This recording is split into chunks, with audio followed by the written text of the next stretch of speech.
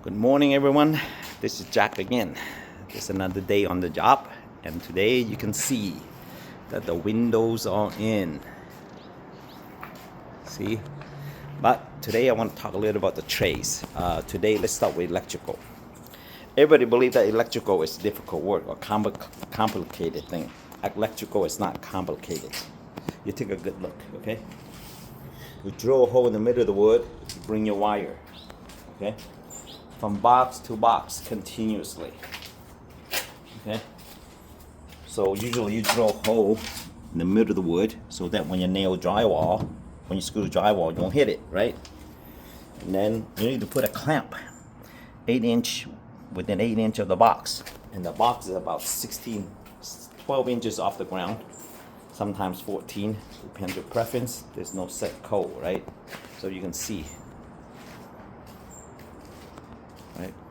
Just drilling holes in the wood, running the wire from box to box. Now, how many circuits to how many rooms? That's something you need to remember and learn a little bit, but it's not hard. You can see, it's nothing complicated. Okay, you drill a hole, you drop the wire from box to box. Okay, and you can see right here. Same thing everywhere. This is where they put the washer and dryer, right? Outlet. Okay, as long as connection on wires, pretty simple. Black to black, you can see, and then white to white. White to white, and bare to bare, or ground to ground, however you, okay? It's not hard, okay? Take a little bit of remembering and a lot of sweat work, basically. You know, when you're working day like this on a hot day, you're gonna be sweating. Okay, so see that? It's not hard. The most difficult part of the job is to drill the hole through the wood and running your wires. Now all the wires, okay, is doing the same way. There's no difference. Okay, Uniform Building Code require you to have an electrical outlets every 8 feet. 3 feet within the door, you should have one. Every 8 feet on the wall, you should have one. You need 1 circuits for the bathroom outlet circuits, okay, not light circuits. Light and outlets, two different things. And then you need 3 circuits on a standard kitchen. 1 for the garbage disposal, 1 for the refrigerator, 1 for the rest. Or you can put the refrigerator separate from the counter outlet. However you want to do it, you require a minimum of 3. Okay. There's no set calculation for electrical use on residential homes. Okay? Run however you want. But all the wire is originated from a panel of some kind. Either a meter panel or sub panel. In this case, it's a sub panel. Okay?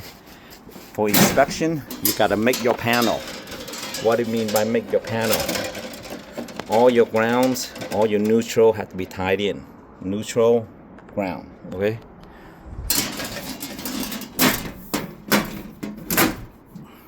Nothing complicated, all right? So, if you come out here, you take notes, you're watching how people do the job. I'm pretty sure for an average person, 2 weeks, you will learn how to do it. Okay? Now, if you think you cannot learn, come out here, take a picture, and you do exactly the same thing as what you see here. Okay? It's not hard. Okay? So normally in 2 bedrooms, we want 1 circuit for the lights and 1 circuit for all the outlets for 2 bedrooms. We want 1 circuit for all the lights for the outside, for the bathroom lights, laundry room lights, kitchen lights. We can have 1 circuit. Living room lights, we have 1 circuit. Actually, you know, nowadays power consumption is very low actually for house. People doesn't know the secret, okay? For Edison's electrical to send to your house. you only use about 60% of it. 40% of it is lost due to heat, due to current that is unstable. Okay, that's why a lot of people have the problem.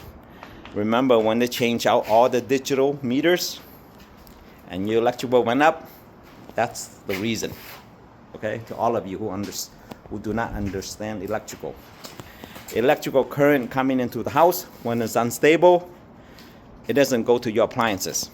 Your appliances try to draw, but come in a bucket, they draw a cup, but you pay for the bucket. Basically, that's what it means.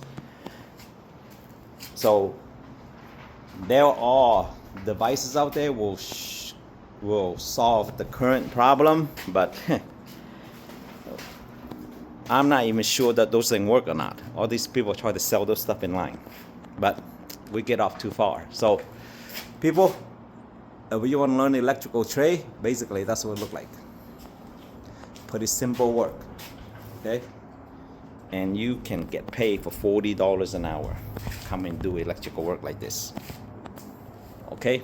Now, if you know what you're doing, if you're smart, you can take the whole job.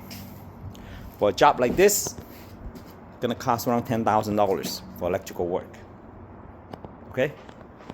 You're gonna spend $3,000 to $4,000 on material.